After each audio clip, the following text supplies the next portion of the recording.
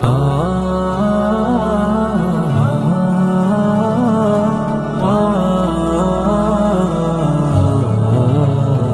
اللہ الرحمن الرحیم الحمد للہ رب العالمین والصلاة والسلام علی سید الانبیاء والمرسلین۔ ڈاکٹر ذاکر نائک صاحب دامت برکاتہم العالیہ پاکستان تشریف لائے اور ان کا وزٹ بڑا بہترین رہا ماشاءاللہ۔ وہ جاتے وقت بہت خوشی کا اظہار بھی کر رہے تھے۔ ان کے آنے سے پاکستان میں بہت سے فوائد بھی ہوئے ہیں اور تھوڑی سی کہیں اصلاح کی بھی ضرورت ہے۔ کچھ ایسی باتیں ہیں جو قابل تصحیح ہیں، لیکن نفعہ اکبر، میں یہ عرض کروں گا کہ ان کا آنا بہت مفید رہا پاکستان میں۔ خصوصاً ایک امت کو بلکہ پوری دنیا کو یہ پیغام ملا ہے کہ پاکستان ایک امن سے بھرپور ملک ہے، اور چونکہ ڈاکٹر ذاکر نائک صاحب کوئی چھوٹے گیسٹ نہیں تھے، انٹرنیشنل پرسنالٹی ہیں، اور اللہ تعالیٰ نے بڑی ان کو علم، فطانت اور انٹرفیتھ ڈائیلاگ پر اللہ نے بڑی گرفت عطا فرمائی ہے۔ لہٰذا اتنا بڑا مہمان پاکستان میں تشریف لائے اور ہر انداز میں ان کو پروٹوکول، ان کی عزت افزائی اور ان کی سیکیورٹی کے معاملات کو ویل چیک اینڈ بیلنس رکھنا یقیناً یہ ایک بہت بڑی کامیابی ہے پاکستان کے لیے۔ دوسری بات یہ کہ یہ جو بات مشہور تھی کہ علماء آپس میں تفرقہ بازی میں رہتے ہیں اور امن میں یہ بہت بڑی ایک دراڑ ہے کہ ایک دوسرے کے پیچھے نمازیں نہیں پڑھتے ہیں یا ایک دوسرے کو مسلمان نہیں سمجھتے ہیں، تو اس ایک کانسیپٹ کی، یہ جو ایک مزاج بنا ہوا تھا لوگوں کا، اس میں خاصی کمی آئی ہے الحمدللہ۔ ڈاکٹر ذاکر نائک صاحب نے آ کر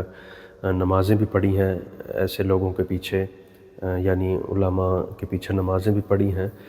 کہ جو لوگ سمجھتے تھے کہ بالکل یہ آپس میں ٹاپ سٹر بھی ہیں اور بالکل مختلف ہیں ایک دوسرے سے۔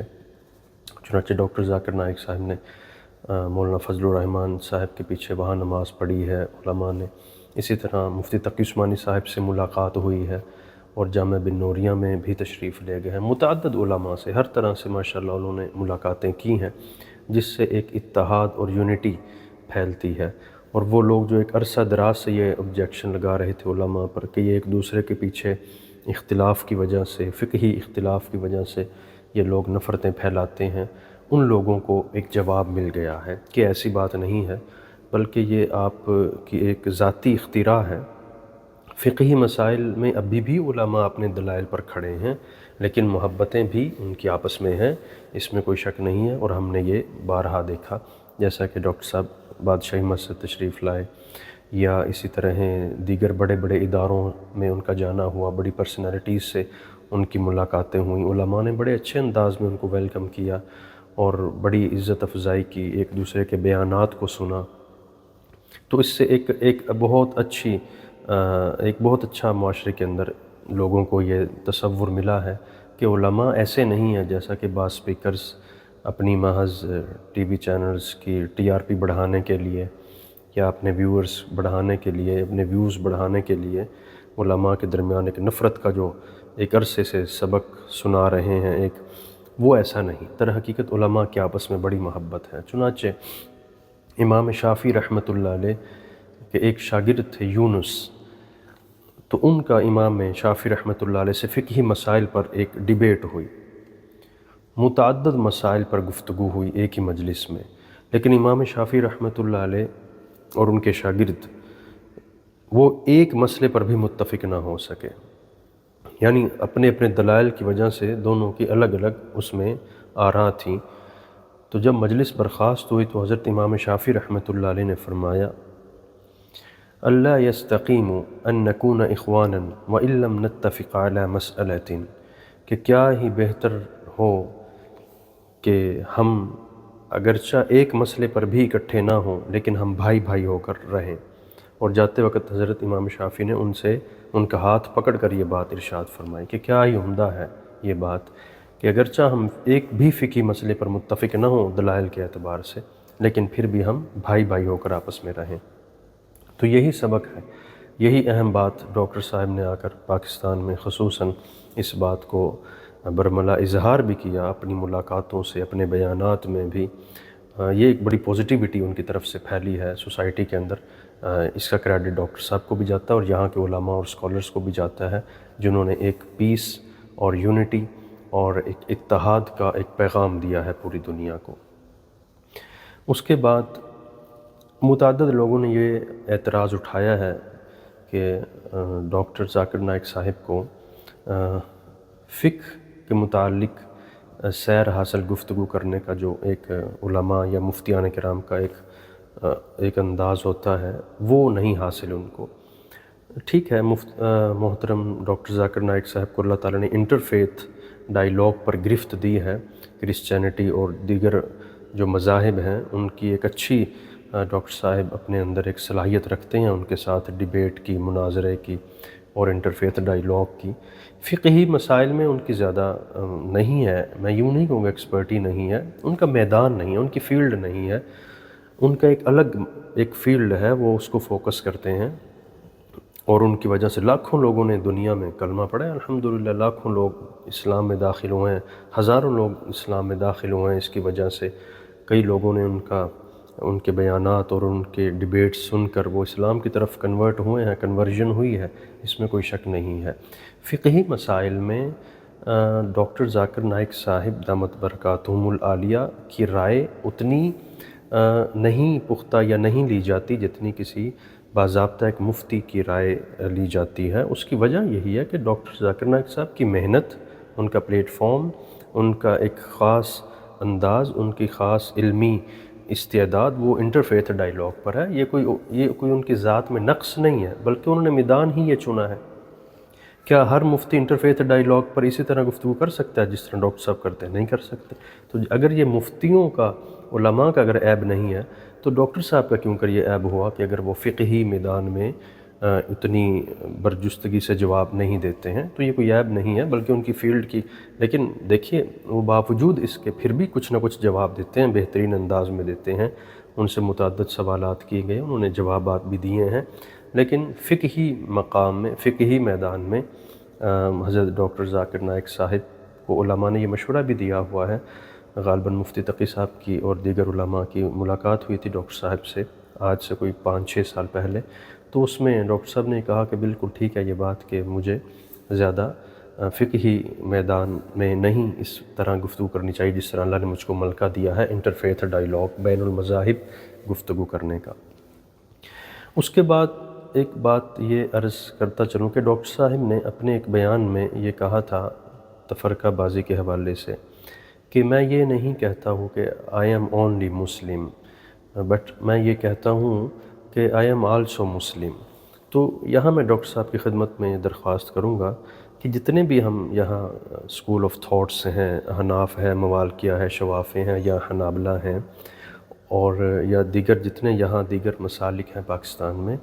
وہ بھی اپنے آپ کو بھی اور دوسروں کو بھی مسلم ہی کہتے ہیں۔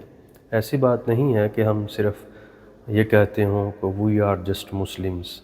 وی دی مسلمس، ایسی بات نہیں ہے، بلکہ ہم کہتے ہیں we also Muslims, they also Muslims, he is also Muslim. تو اس لیے یہ ایک کنسیپٹ الحمدللہ ہمارے اندر پایا جاتا ہے کہ ہم دلائل کی بنیاد پر فقہی مسائل میں مختلف ہوں گے، لیکن جو بنیادی عقائد میں ہمارے ساتھ ہے یا ہم ان کے ساتھ ہیں، بنیادی عقائد میں جو قرآن اور احادیث سے ثابت ہیں، ہم الحمدللہ ایک دوسرے کو مسلم ہی سمجھتے ہیں۔ وی آلسو مسلمز اپنے آپ کو کہتے ہیں اور ان کو بھی مسلمز کہتے ہیں، دے آر آلسو مسلمز۔ اور البتہ ایک بات یہاں پہ میں یہ بھی عرض کروں گا کہ حضرت ڈاکٹر ذاکر نائک صاحب سے بعض دفعہ سوالات جب پوچھے گئے ہیں تو انہوں نے اس کے جواب دینے میں تھوڑی سی میں یوں کہوں گا کہ عجلت کا مظاہرہ کیا ہے، یا پھر جو آڈینس ہے، جو وہاں پہ بیٹھا ہوا شخص جو سوال کر رہا ہے، اس کو تھوڑی سی سختی سے شاید جواب دیا گیا ہے، خصوصاً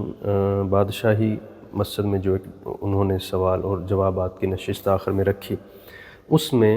یہ میری رائے ہے جو رائے کے برابر بھی ہے اور غلط بھی ہو سکتی ہے، کہ اس میں تھوڑا سا مزید تحمل کا مظاہرہ،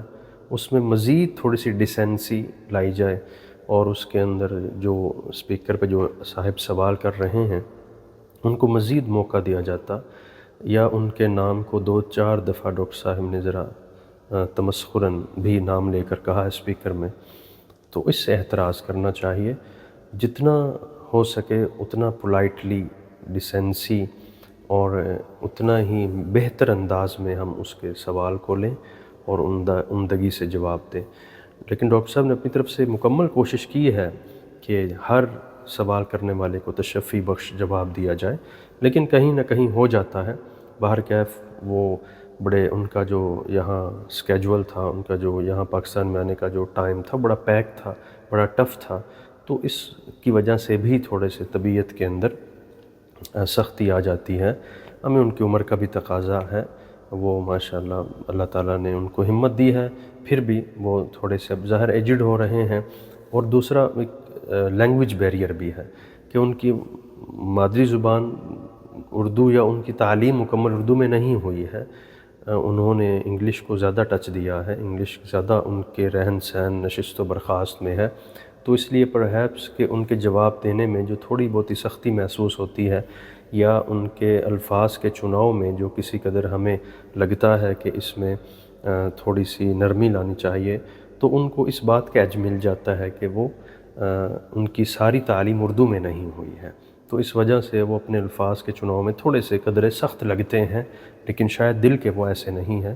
ان سے ایسے الفاظ بولے نکل جاتے ہیں، کیونکہ ان کی زیادہ تر تعلیم اردو یا عربی میں زیادہ نہیں ہوئی ہے۔ بہرکیف ان کا پاکستان میں آنا اور الحمدللہ سیف ان کا چلا جانا امت کو یہ ایک سبق دیتا ہے کہ پاکستان ایک امن والا ملک ہے، ایک ایسی جگہ ہے جہاں پہ کوئی بھی دنیا کا گیسٹ آ کے رہ سکتا ہے۔ اور اس کے بعد تفرقہ بازی میں کمی آئی ہے، جو اسکول آف تھاٹس کے آپس میں لوگ یہ سمجھتے تھے کہ آپس میں ان کی بڑی عداوتیں ہیں، نفرتیں ہیں، اس کو کسی قدر اس کے گراف میں اس میں کمی آئی ہے تھوڑی سی۔ اور اس کے بعد ڈاکٹر صاحب نے آ کر جو مختلف نشستیں کی ہیں، علماء سے ملاقاتیں کی ہیں، دعوتیں ایک دوسرے کے ساتھ رکھی ہیں۔ آپ سوشل میڈیا پر پکچرز دیکھ سکتے ہیں، فوٹوز دیکھ سکتے ہیں کہ کس طرح مفتی تقی عثمانی صاحب کے ساتھ، مولانا فضل الرحمان صاحب کے ساتھ اور بنوری ٹاؤن کے علماء کے ساتھ گپ شپ ہو رہی ہے، بڑے اچھے مزاج اور میدان میں اور بڑی خوبصورتی کے ساتھ۔ یہ محبت کا پیغام ہے، یہ امن کا پیغام ہے۔ ہمیں بھی چاہیے کہ فقہی مسائل کی بنیاد پر محض ہم نفرتوں کو نہ پنپنے دیں۔ دلائل دونوں طرف ہیں، کوئی بھی دور ایسا نہیں رہا اسلام کا 1445-46 سال میں کہ جس میں آپس میں اختلاف نہ رہا ہو۔ ہاں، اختلاف کو خلاف میں چینج نہ ہونے دیں ہم، یہی آج کا پیغام ہے۔ وآخر دعوانا ان الحمدللہ رب العالمین۔